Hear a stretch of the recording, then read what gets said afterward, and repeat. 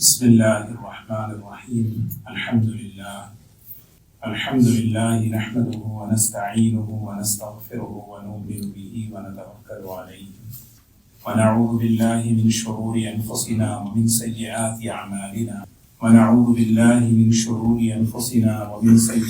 أعمالنا من يهده الله فلا مضل له ومن يضلله فلا هادي له ونشهد أن لا إله إلا الله وحده لا شريك له ونشهد أن سيدنا وحبيبنا ونبينا مولانا محمدا عبده ورسوله صلى الله تبارك وتعالى عليه وسلم.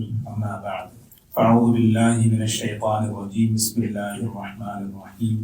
والعصر إن الإنسان لفي خسر إلا الذين آمنوا وعملوا الصالحات وتواصوا بالحق وتواصوا بالصبر. وقال الله سبحانه وتعالى: لا خير في كثير من نجواهم إلا من أمر بصدقة أو معروف أو إصلاح بين الناس ومن يفعل ذلك ابتغاء مرضات الله فسوف نؤتيه أجرا عظيما. صدق الله العظيم. قابل احترام بزرگ و دوستو، نبی کریم صلی اللہ علیہ وسلم کی ایک مبارک حدیث ہے، آپ کا ایک مبارک ارشاد ہے: خیر القرون قرنی ثم الذین یلونہم ثم الذین یلونہم. خیر القرون، یہ حدیث عام طور پر ہم جمعہ کے خطبے میں سنا کرتے ہیں، جس میں فرمایا کہ خیر القرون، انسانی تاریخ میں سب سے کامیاب دور، سب سے کامیاب زمانہ اگر کوئی گزرا ہے، وہ اللہ کے رسول صلی اللہ علیہ وسلم نے فرمایا وہ میرا زمانہ ہے اور میرے صحابہ کا زمانہ ہے. خیر القرون قرنی، اس کا مطلب یہی ہے کہ سب سے کامیاب، سب سے پاکیزہ دور، سب سے بہترین سوسائٹی، سب سے بہترین معاشرہ انسانی تاریخ کے اندر اگر کبھی گزرا ہے، کبھی ہے، فرمایا خیر القرون قرنی، وہ میرا دور ہے، میرے صحابہ کا دور ہے. جس معاشرے کا، جس ماحول کا ایک ایک فرد کامیاب، باپ ہے تو کامیاب، بیٹا ہے تو کامیاب، شوہر ہے تو کامیاب، تاجر ہے تو کامیاب، زندگی کے ہر شعبے میں انسان اس ماحول میں، اس معاشرے میں کامیاب ہے. دنیا کی بھی کامیابی اور آخرت کی بھی کامیابی. دنیا کی کامیابی اس اعتبار سے کہ ہم دیکھ رہے ہیں ان کی زندگیاں آج بھی محفوظ ہیں، ہمارے لیے ایک نمونہ ہیں، ہمارے لیے ایک رہبر کی طرح ہیں. اور آخرت میں کامیابی، اس کی گواہی تو اللہ تعالیٰ نے قرآن پاک میں دی ہے: اولئک هم المفلحون اولئک هم الراشدون، اور اس پر ہمارا ایمان ہے. تو یہ جو ماحول کی کامیابی، معاشرے کی کامیابی ہے، حضور اکرم صلی اللہ علیہ وسلم نے جو اس کی بنیاد رکھی. قرآن پاک اللہ کا کلام ہے، معجزہ ہے. معجزے کا مطلب یہ ہے کہ ایسی باتیں، ایسے الفاظ، ایسی تعلیمات جو اللہ کے علاوہ کوئی اور دوسرا نہ لا سکے. 3 جملوں میں، 3 تعلیمات میں ایک کامیاب معاشرے کی بنیاد کو بیان کر دیا. ایک انسان اگر یہ چاہے کہ میں اپنے ماحول کو، وہ ماحول میرے گھر کا، میرے خاندان کا، میرے ادارے کا، میرے شہر کا، وہ ماحول اگر مجھے اس میں کامیابی حاصل کرنا ہے، اور 3 بنیادیں ہیں، 3 تعلیمات ہیں، اور یہ اللہ تعالیٰ کا کلام ہے، اور اس میں جامعیت ہے، اس میں بہت ہی صاف، آسان انداز میں، پریکٹیکلی طور پر، عملی طور پر ہمیں بیان کر دیا. یہ چیز ہے جو سورہ نساء کی میں نے آیت پڑھی، جس میں اللہ تعالیٰ نے 3 باتوں کا حکم فرمایا: لا خیر فی کثیر من نجواہم الا من امر بصدقہ او معروف او اصلاح بین الناس. یہ 3 باتیں، 3 ستون ہیں. جیسے اس مسجد کے اندر ہمیں 2 ستون نظر آ رہے ہیں: کامیاب معاشرے کا، گھریلو زندگی کی کامیابی کا، خاندانی زندگی کی کامیابی کا، معاشرتی زندگی کی کامیابی کے. یہ 3 پلر ہیں، 3 ستون ہیں. نبی کریم صلی اللہ علیہ وسلم نے جو گواہی دی ہے کہ پوری انسانی تاریخ میں میرا معاشرہ، میرا ماحول، میری سوسائٹی سب سے کامیاب، سب سے پاکیزہ، سب سے صحت مند اور سب سے بہترین. اور اسی لیے ہم جمعہ میں جو خطبے میں حدیثیں پڑھتے ہیں، اس میں خطبے میں ایک حدیث کا ایک سینٹنس ہم یہ پڑھتے ہیں خیر القرون قرنی ثم الذین یلونہم ثم الذین یلونہم، اس میں یہ اشارہ کیا جاتا ہے یہ وہ دور کو یاد کرو، وہ دور جس طرح کامیاب تھا، اس طرح ہم اپنے ماحول کو، اپنے معاشرے کو کیسے کامیابی کی طرف لے جائیں۔ حضور صلی اللہ علیہ وسلم نے ہمیں جو ہے صرف نماز نہیں بتائی، ہمیں صرف عبادات نہیں بتائے، بلکہ ایک کامیاب معاشرہ، کامیاب ماحول ہم دنیا کے سامنے پیش کریں، یہ ہماری ذمہ داری۔ اور آپ نے اس کو پیش کر کے بتایا، اور افراد سے ماحول بنتا ہے، افراد سے معاشرہ بنتا ہے۔ ایک ایک فرد جب اپنے آپ کو بنائے گا، اس سے گھر بھی بنے گا، خاندان بھی بنے گا، معاشرہ بھی بنے گا۔ حضرت ابو بکر، حضرت عمر، حضرت عثمان و علی، حضرت طلحہ، عورتوں میں دیکھیں حضرت خدیجہ، حضرت اسما، حضرت عائشہ رضی اللہ، کتنی بڑی جماعت ہے، انہوں نے اپنی پرسنالٹی کو، اپنی ذاتی زندگی کو بنایا، جس کی وجہ سے جس ماحول میں، جس معاشرے میں وہ رہتے تھے، حضور صلی اللہ علیہ وسلم نے فرمایا انسانی تاریخ کا یہ سب سے کامیاب معاشرہ، انسانی تاریخ کا سب سے بہترین معاشرہ ہے۔ اب ہمیں یہ دیکھنا ہے کہ اس کی بنیاد کیا ہے، یہ ہمیں کیا چیز اپنے اندر لانا ہے۔ میں اپنے گھر کے اندر، اپنی فیملی کے اندر، اپنے معاشرے کے اندر سب سے پہلی بات فرمائی الا من امر بصدقہ او معروف او اصلاح بین الناس۔ مختصر سے جملے ہیں، چھوٹے چھوٹے۔ سب سے پہلے فرمایا کہ اب اگر کوئی آدمی یہ چاہے کہ اپنے گھر کے، اپنے خاندان اور اپنی فیملی اور اپنے ماحول کو کامیاب بنانا چاہے، سب سے پہلی بنیاد آمر بصدقہ، اس ماحول کے اندر صدقہ لائے۔ صدقہ ایک مفہوم میرے اور آپ کے ذہن میں ہے، صدقے کا معنی ہے کہ غریب کی مدد کرنا، عام طور پہ اسی کو صدقہ کہتے ہیں، اور یہ بھی صدقہ ہے۔ حضور اکرم صلی اللہ علیہ وسلم نے صدقے کا جو وسیع مفہوم پیش کیا، جو آپ نے ایک بڑا سا مفہوم پیش کیا کہ صدقہ کسے کہتے ہیں، اور حدیث کی روشنی میں کل تکبیر صدقہ، کل تحلیل صدقہ، کل تسبیح صدقہ۔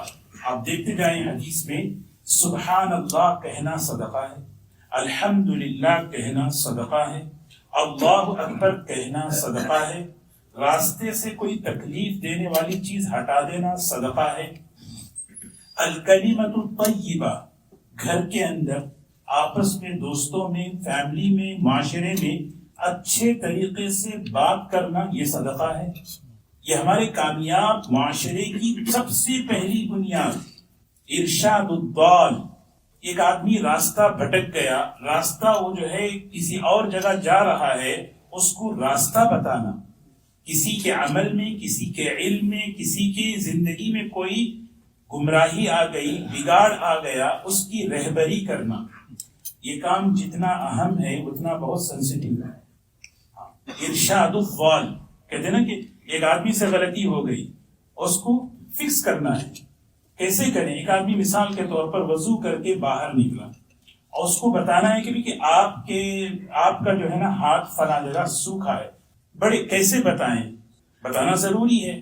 ایک آدمی نماز پڑھ رہا ہے، نماز میں بہت بڑی غلطی ہو رہی ہے، ہمیں پتہ ہے، لیکن بتانا ضروری ہے۔ لیکن بعض مرتبہ اس طریقے کو اگر ہم نہیں سیکھیں گے تو اس کا الٹا نقصان ہوتا ہے۔ جیسے مثال کے طور پر وہاں پہ اگر کسی کونے میں اگر فون کی آواز بجی یا کسی نے شور مچایا، یہاں سے اگر کوئی اس نے اس کو ٹوکا، اس کی نیت اچھی ہے کہ میں اس کو ٹوک رہا ہوں، اس کو صحیح بات بتا رہا ہوں، لیکن بیک وقت وہ یہ سوچے کہ وہ کتنے گناہ کر رہا ہے، بھرے مجمع میں وہ اس کی توہین کر رہا ہے، بھرے مجمع میں وہ اس کا دل توڑ رہا ہے، سمجھے؟ تو کسی کی تو میں یہ کر رہا تھا کہ ارشاد، یہ صدقے کی قسمیں ہیں۔ نبی کریم صلی اللہ علیہ وسلم نے یہ چیزیں بتائیں۔ یہ ساری حدیثوں کو اگر ہم سامنے رکھ کر اگر ایک جملے میں اگر صدقے کا معنی اگر نبی کریم صلی اللہ علیہ وسلم نے جو فرمایا اس کو سمجھنا چاہیں تو یہ ہے کہ ایک آدمی دوسرے کے لیے ہمدرد بن جائے، خیر خواہ بن جائے، سنسیئر بن جائے، زبان سے بھی، دل سے بھی، اور عمل سے، مال سے بھی۔ مال سے کسی کے لیے ہمدردی کرنا وہ ہمیں پتہ ہے، زبان سے بھی کسی کی خیر خواہی، دل سے بھی کسی کی خیر خواہی.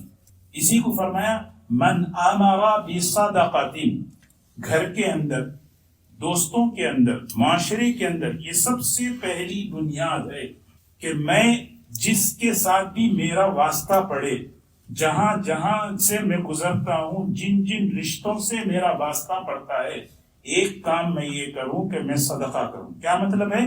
میں اس کے لیے خیر خواہ ہمدرد بن جاؤں.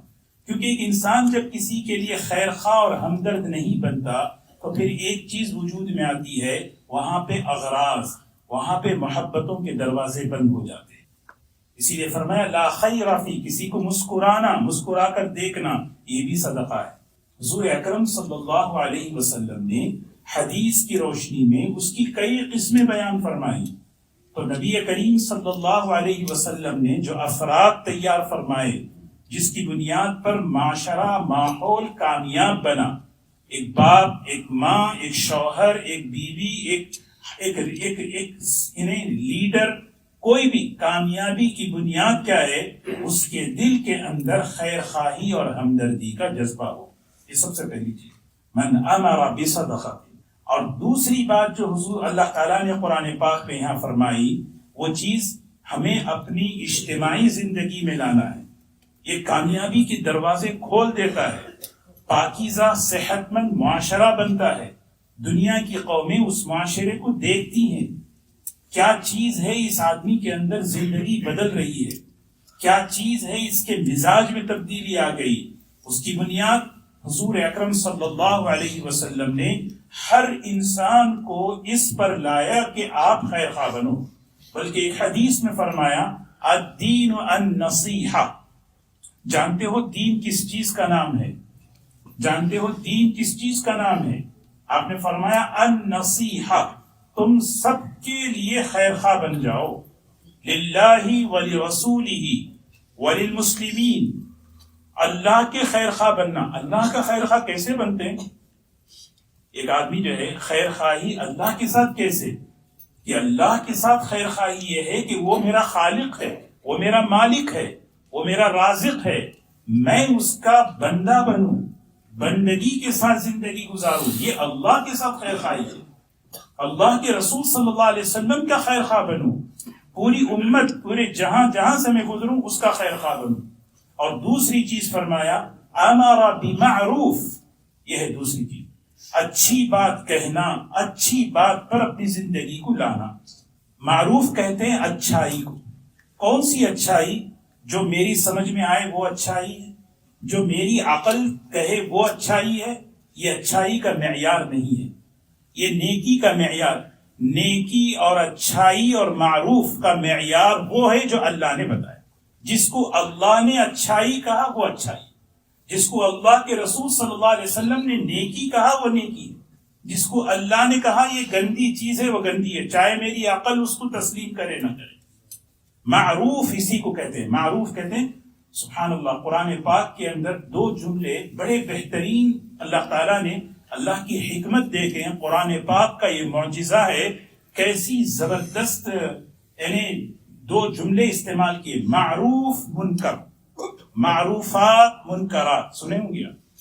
امر بالمعروف اور نہی عن المنکر. معروف کہتے ہیں مانوس، جان پہچان، فیملر.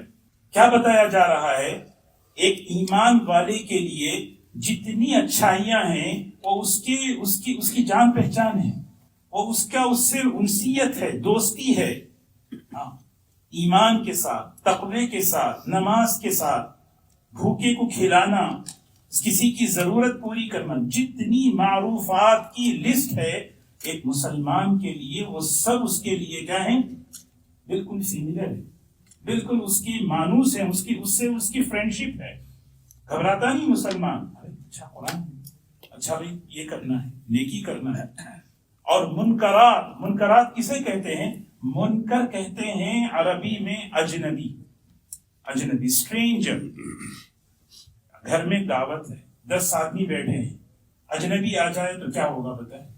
آدمی پلٹ کے دیکھیں، کیوں آگے؟ کیا ہو گیا؟ کیوں آگے؟ پیکج آیا گھر کے اندر، پیکج آیا، نام ایک نیا نام ہے، ایڈریس ہمارا ہے، نام نیا ہے. آدمی کھولنے سے پہلے سوچے گا نہیں سوچے گا؟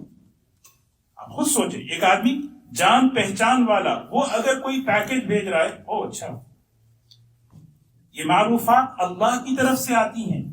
اور جتنے منکرات کا مطلب کیا ہے؟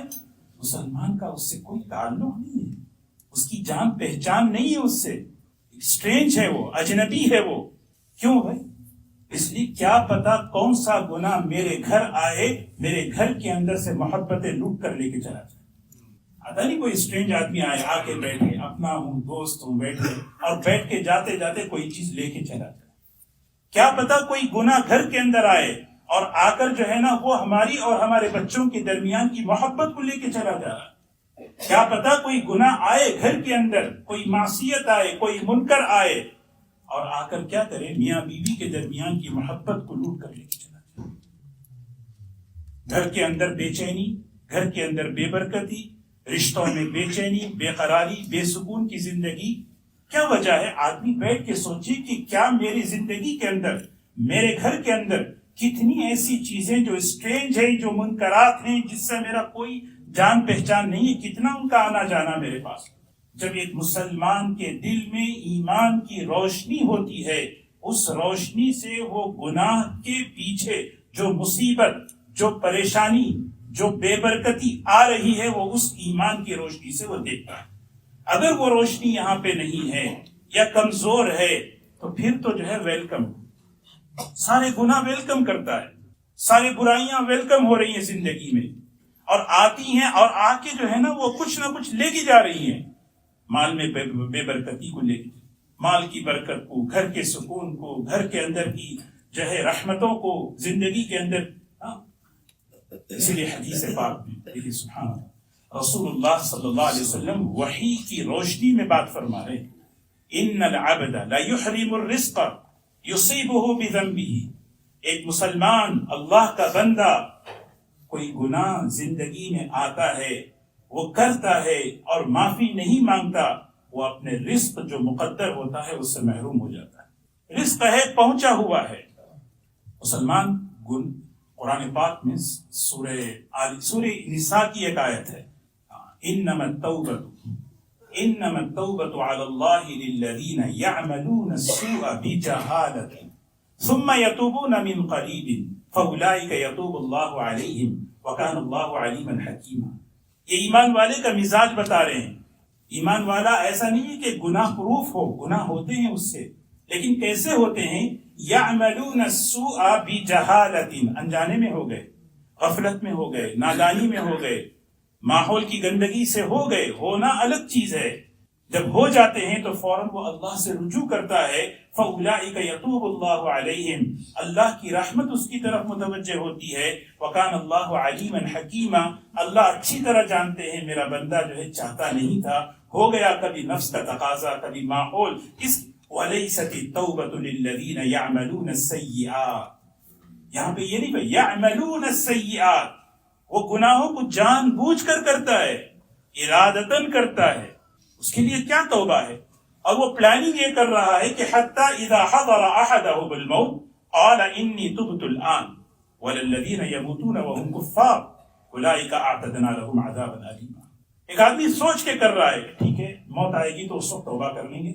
یعنی توبہ کو اپنے کنٹرول میں ہم سمجھ رہے ہیں، میں جب چاہے توبہ کر. توبہ بھی توفیق سے ہوتی ہے، توبہ بھی توفیق سے ہوتی ہے. تو میں عرض یہ کر رہا تھا، تین چیزیں جیسے میں نے بتائی، ہم اپنے گھر کی زندگی، اپنی خاندانی زندگی، معاشرتی زندگی کو کامیاب کرنے کی سب سے بڑی بنیاد، میں دوسرے کے ساتھ خیر خواہ بنوں، ہمدرد بنوں، بھلا چاہوں، اپنی زبان سے، اپنے مال سے، اپنے دل سے، جو بھی چیز. ہاں، اور دوسری چیز، جتنی بھی اچھائیاں ہیں، معروفات ہیں، اس کو اپنی زندگی میں لاؤں، اپنی زندگی میں لاؤں. برائیاں ہیں، اس سے اپنے آپ کو بچانے کی کوشش کریں. تیسری بہت بڑی بنیاد بتائی، او اصلاح بین الناس، او اصلاح بین الناس. چاہتے ہیں اگر ہم اپنا گھر کامیاب ہو، اپنا رشتہ کامیاب ہو، اپنی خاندانی زندگی کامیاب ہو. ہم انسان ہیں، اونچ نیچ ہوتی ہے، آپس میں رنجشیں ہوتی ہیں، آپس میں شکایتیں ہوتی ہیں. ایک کام کرنا، اصلاح بین الناس، جوڑ کر رہو. پوری کوشش کرو کہ ہم آپس میں جڑ کر رہیں. یہ ہے. ایسا کوئی معاشرہ، گھر، فیملی کامیاب ہو نہیں سکتی جہاں توڑ ہو. او اصلاح بین الناس، یہ بہت کیا طاقتور جملہ حضور صلی اللہ علیہ وسلم نے فرمایا. نفل نماز، نفل روزہ، نفل صدقے سے افضل عمل بتاؤں؟ صحابہ نے پوچھا ضرور بتائیے. فرمایا دیکھو رنجشیں ہیں تو اس کو دور کر کے آپس میں جڑ جاؤ، یہ اس سے بڑا عمل ہے. کیونکہ وہ فساد ذات البین الحالقہ، توڑ کر رہنا، ٹوٹ کر رہنا، یہ کیا ہے؟ یہ گناہوں کا سلسلہ ایسا شروع ہوگا ہم سوچ نہیں سکتے. ذرا غور کریں. میرا اگر کسی سے اگر جو ہے آپس میں جو ہے کسی کے ساتھ میرا رشتہ ٹوٹا ہوا ہے، تعلق ٹوٹا ہوا ہے، اللہ حفاظت فرمائے. وہاں پہ جھوٹ بھی آ سکتا ہے، تہمت بھی آ سکتی ہے، بدگمانی بھی آ سکتی ہے، کینہ بھی آ سکتا ہے، بغض بھی آ سکتا ہے. ظاہر سی بات ہے یہ ساری چیزوں کا انسان اندر لے کر حج بھی کرے، عمرہ بھی کرے، تلاوت بھی کرے، بیان بھی کرے، تبلیغ بھی کرے. کیا کہاں سے وہ لذت؟ الحالقہ فرمایا. الحالقہ کا مطلب کیا ہے؟ عبادت کی لذت کو، دعاؤں کی، مناجات کی لذت کو ختم کر دیتی ہے. اندر سے جو دین پر چلنے کا، عبادت کرنے کا جو جذبہ ہے نا، وہ جذبہ اس سے مون جاتا ہے. اس طرح ہے نا جیسے اس طرح سے بال کیسے ریزر سے کیسے بال صاف ہوتے ہیں، حالقہ عربی میں اسی کو کہتے ہیں. یہ ہے. اسی لیے حضور اکرم صلی اللہ علیہ وسلم نے قرآن پاک میں اللہ نے ایک جملے میں فرمایا، اپنے معاشرے کو کامیاب بنانا چاہو، اپنے خاندان اور اپنے گھر، اپنی فیملی کو کامیاب بنانا چاہو، یہ تیسرا پلر، تیسرا ستون، تیسری بنیاد ہے. ہم مل کر رہیں گے تو ہوں گی رنجشیں، ہوں گی، کیوں نہیں ہو سکتی؟ بڑوں میں ہوگی. لیکن کرنا کیا ہے؟ آدمی جو ہے اپنے دل کو صاف کرے، اپنے دل کو صاف کرے. اسی لیے تو معاف کرنے کی، حق کو چھوڑنے کی، حق سے نکلنے کی فضائل بیان فرمائے رسول اللہ صلی اللہ علیہ وسلم. اور آخر میں اس آیت کو اللہ تعالیٰ نے مکمل فرمایا. آدمی جو ہے دوسروں کے ساتھ ہمدردی بھی کرتا ہے، بھلائی بھی کرتا ہے، معاف بھی کرتا ہے، بہت سی چیزیں کرتا ہے. لیکن ان عملوں کا رخ کیسے ہو؟ وَمَن يَفْعَلْ ذَلِكَ ابْتِغَاءَ مَرْضَاتِ اللَّهِ. یہ چیز میں کسی کے ساتھ ہمدرد ہوں، خیر خواہ ہوں، کسی کے ساتھ بھلا چاہ رہا ہوں، زبان سے، عمل سے، مال سے. ابتغاء مرضات اللہ، میری بنیاد ابتغاء کہتے ہیں اندر کی چاہت یہ ہو اللہ خوش ہو جائے. میں کسی کے ساتھ بھلائی کر رہا ہوں، سب کسی کو معاف کر رہا ہوں، مجھے عزت ملے نہیں. میں کسی کی مدد کر رہا ہوں، نام ہو نہیں، اس سے کوئی اثرات زندگی میں نہیں پڑتے، اس عمل کی برکتیں نہیں آئیں گی. اس عمل کی برکتیں آپس میں رشتہ جوڑ رہا ہوں، کیوں بھائی؟ تاکہ نام ہو، کچھ دنیاوی بنیادیں نہیں. وَمَن يَفْعَلْ ذَلِكَ، ان چیزوں کو، ان تین باتوں کو کوئی کر رہا ہے، کیا نیت سے کر رہا ہے؟ ابتغاء مرضات اللہ، اس کے دل کے اندر کی چاہت یہ ہے کہ اللہ خوش ہو جائے، اللہ کو راضی کر لوں. اور اس میں اشارہ ہے جب اگر ہمارے دل میں اگر یہ بات آ جائے گی، یہ تینوں کام آسان ہو جائیں گے. اور یہ بنیاد جتنی کمزور ہوگی اتنا ہی یہ تینوں کام مشکل ہوگی. فَسَوْفَ نُؤْتِيهِ أَجْرًا عَظِيمًا. اللہ ہم سب کو